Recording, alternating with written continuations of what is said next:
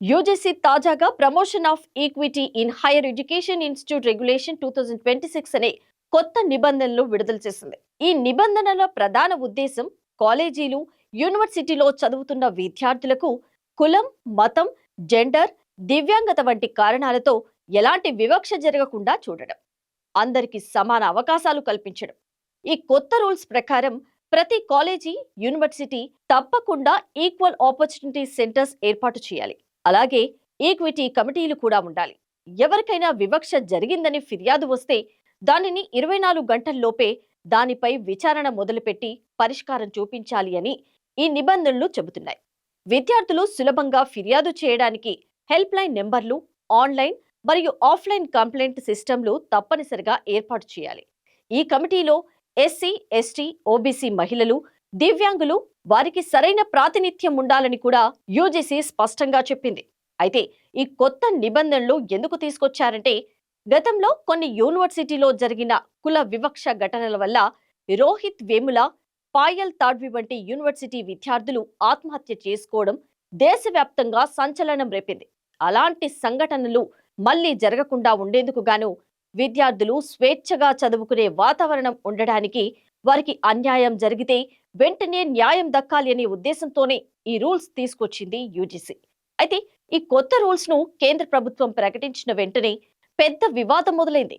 కొంతమంది విద్యార్థి సంఘాలు, మేధావులు అంటుందేంటంటే, ఈ నిబంధనలు ఒక వర్గానికి మాత్రమే ఎక్కువ రక్షణ ఇస్తున్నాయని, అన్ని వర్గాల విద్యార్థులకు సమానమైన హక్కులు లేవని అంటున్నారు.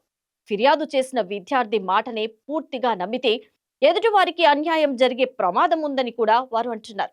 అలాగే ఫేక్ కంప్లైంట్స్ వచ్చినప్పుడు ఏం చేయాలనే విషయం ఈ రూల్స్ లో స్పష్టంగా లేదని వివరిస్తున్నారు.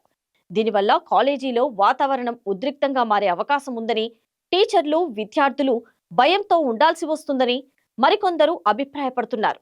అంతేకాదు, ఈ రూల్స్ వల్ల కాలేజీల స్వయం ప్రతిపత్తి తగ్గిపోతుందని కూడా అభిప్రాయపడుతున్నారు. కానీ యూజీసీ కొత్త రూల్స్ వల్ల లాభం పొందే వర్గం మాత్రం ఈ నిబంధనలు గట్టిగా సమర్థిస్తోంది.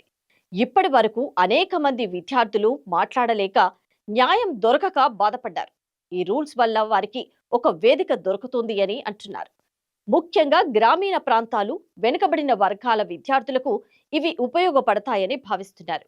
వివక్ష జరిగితే ఇకపై కాలేజీలు తప్పించుకోలేవని, బాధ్యతతో వ్యవహరించాల్సిందే అని ఈ వర్గం చెబుతోంది.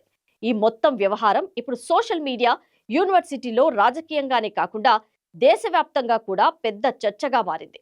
కొన్ని చోట్ల నిరసనలు, కొన్ని చోట్ల మద్దతు కార్యక్రమాలు పెద్ద ఎత్తున జరుగుతున్నాయి.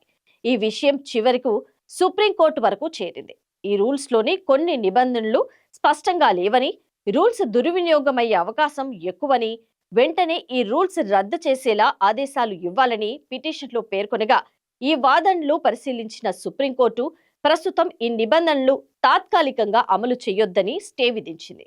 అందులో కొన్ని రూల్స్ ఎలా అమలు చేయాలి, ఎవరి మీద ఎలా చర్యలు తీసుకుంటారు అనే విషయాల్లో స్పష్టత లేకపోవడం వల్ల సమస్యలు రావచ్చని, అందుకే ఈ మొత్తం అంశాన్ని లోతుగా పూర్తిగా పరిశీలించాలనుకుంటున్నామని కోర్టు తెలిపింది.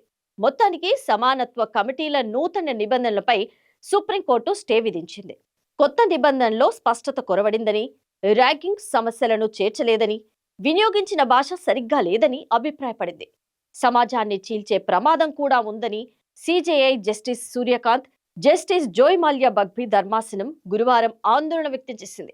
నిబంధనల వివాదంపై దాఖలైన 3 పిటిషన్లకు సంబంధించి మార్చి 19 కల్లా స్పందనను తెలియజేయాలని కేంద్ర యూజీసీలకు నోటీసులు జారీ చేసింది. తదుపరి ఉత్తర్వులు వచ్చే వరకు యూజీసీ ఉన్నత విద్యా సంస్థల్లో సమానత్వ ప్రోత్సాహక నిబంధనలు 2026 అమలును నిలిపివేయాలని ఆదేశించింది.